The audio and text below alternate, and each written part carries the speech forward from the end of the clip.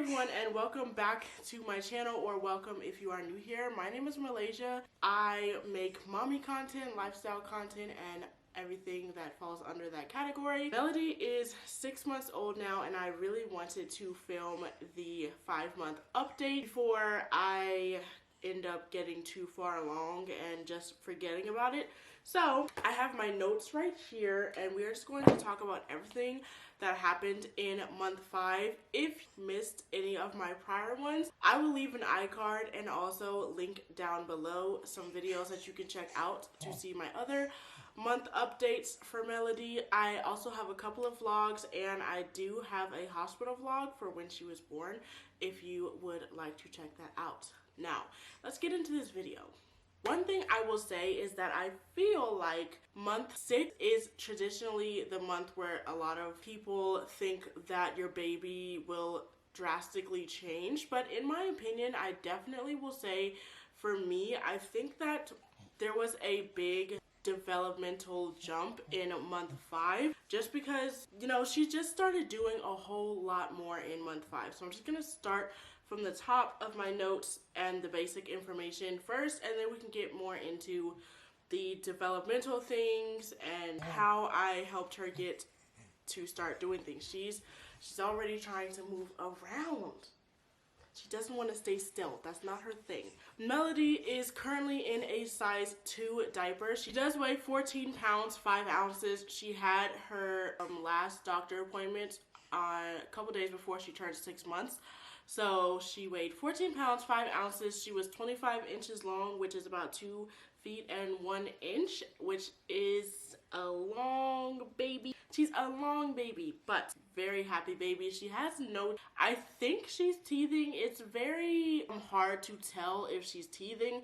Some days I teething, she's cranked, you know, chewing on things a lot. She's slobbering a lot, but other days she just acts as if, you know, nothing is different. So I don't really know if she's teething. I think she's teething. My mom thinks that she's teething when she felt her gums. She said she could feel some teeth getting ready to come through, so she might be. She can crawl now. She was just crawling backwards before, or more like scooting backwards, but now she can full on crawl. She's not crawling super long distances. Like, she won't crawl from the living room back here, but if we are in the living room, she can crawl to me. If she wants me, she can crawl to the toy if she wants it, and she can move around just fine. She can stand with help. I think I have a video that I can insert to show what I mean by this, but she can like pull herself up on me. I don't have to be holding her hands like this and helping her stand. She can literally just now she wants to stand. She can literally just grab onto my shirt and pull herself up into a standing position. Of course, she's not yet walking, and if she was walking, that would just be a little bit too much for me. But she rolls very easy. She rolls from her back to her stomach, stomach to her back. Very easy. In fact, it's very hard now because if we're just chilling on the bed, I'm constantly having to pull her back because she just wants to go to the edge of the bed and follow Binks when she runs off. It's a whole situation. As far as things that she is loving right now, phone. I learned that she loves dogs when I took her to see my mom and our family dog that my mom has.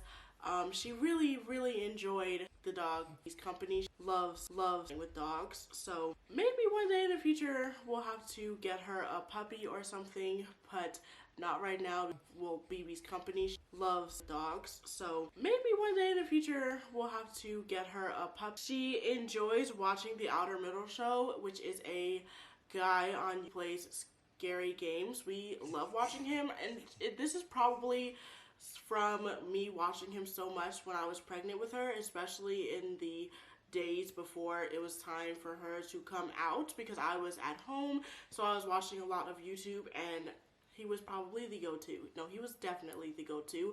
Okay, as far as sleeping goes, she pretty much sleeps throughout the night. She might end up going to sleep at like 7, so then she will wake up around like 10 and be fed and changed and within like the 30 minutes to an hour, she'll be back to sleep and won't wake up until like 7:30. That is traditionally our wake up time, is between 7:30 and 9.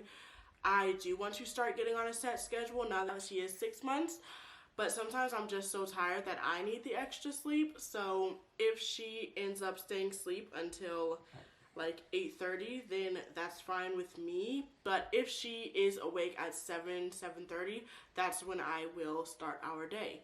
I know that it is very common for moms to sleep train or things like that. I personally did not sleep train Melody. It was just kind of a like routine that she fell into, and I think eventually your baby will probably fall into that routine. Of course, not all babies are the same, but I didn't really do anything special to ensure that she would sleep through the night.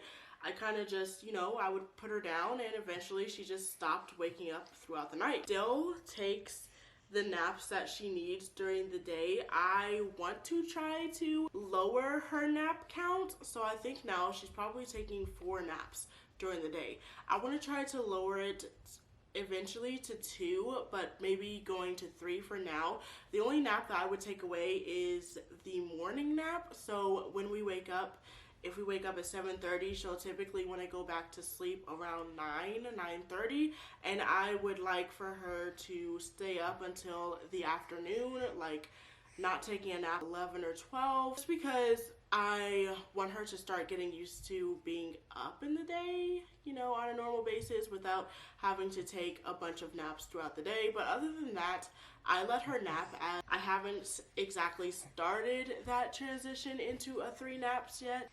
So yeah, that's where we are with naps. She is eating foods now. We're still working on getting her to eat more solid foods, but she is doing the purees right now. So her favorites are sweet corn, sweet potato, pumpkin, apples, banana, guava, strawberry, pear, spinach. She likes all of those, and she doesn't always try these separately. Sometimes I just like the 3-in-1. So this morning she had apple and spinach, and she really liked that. And like yesterday she had sweet corn, pumpkin, and I think it was sweet potato, and she really likes that. Anything with pumpkin and sweet potato she loves. Still not a fan of the rice cereal, and I don't really force her to eat it if she's not a fan of it. She will eat like some mushy potato, so mashed potatoes or washed up unsalted fries, things like that. She has tried chicken, like the inside of a chicken tender. Had any water yet. She hasn't had any cow's milk. She's still drinking her formula, 5-ounce bottles. She has still, I'd say, about maybe 6 times a day still. So in the morning she'll have her milk bottle, 5-ounce, in the morning when she first wakes up. An hour later I will give her some puree, and then maybe like 2 hours after that, depending on how much puree she ate, she'll continue with her milk bottles. And then at night when it's dinner time, I try to remember to give her some more puree. So I try to make fruits in the morning, and then vegetables at night. I am going to backtrack a little bit and let you guys know that we had started purees at 4 months based on doctor's recommendations. So I didn't do it a whole bunch at 4 months. She would have like a couple spoons every now and again, and then at 5 months I kind of tried to pick up the pace. But honestly, if I were doing this whole process again with my second baby, I would probably just wait until 6 months and just start baby-led weaning, because now that she has had purees and she just likes being fed off the spoon, it's kind of hard to get her interested in really trying to pick up foods. Like handing her a banana and letting her eat it. Handing her a banana and letting her eat it is kind of hard because she's not really interested in it. She likes her bottle, and she knows when purees. I'm really trying to work on that with her. It's not something that we have to hurry up and switch, but by month 7, I would kind of like to have her being able to pick up like avocado slices, banana slices, give her a couple slices of toast and maybe she can eat it or something like that. That's where we are with food. And I also put on here that I want to talk about a couple of negatives. Now, these aren't necessarily negatives like things she's doing that's bad. They're just things that aren't, you know, something that you would be excited about. So she does have a little bit of eczema on her stomach. This is something that my doctor said a lot of babies get when they are babies, something that they grow out of. If you just moisturize their skin more, it should work. So I have been using a couple of things. I did switch her shampoo and body wash based on recommendation from my doctor to an Aveeno body wash, but I don't recommend at least the Aveeno body wash that I use. I'll try to insert a clip somewhere, but I don't recommend it because I find it to be very drying, especially on her curly hair. So I switched again to the Shea Moisture Argan Oil and Chamomile shampoo and body wash, and I actually really like it. It's moisturizing enough for her hair that it doesn't leave it super dry. And I also saw a lot of on this Shea Moisture baby wash from Black parents that said that it has helped their baby's hair grow, which I don't know if you can tell, but Melody has, you can tell, has this spot back here that's just, you know, from her laying down, constantly rubbing against cotton that we are working to grow back. So we are using the shampoo, and then I use the Shea Moisture Baby Coconut and Hibiscus cream on her hair just once whenever I wash her hair, just to like moisturize and define. And then every day I use 2 oils to moisturize and just, you know, rub on this spot back here to make sure it's not dry and getting broken off. And that is jojoba oil and Jamaican black castor oil with shea bee powder in it.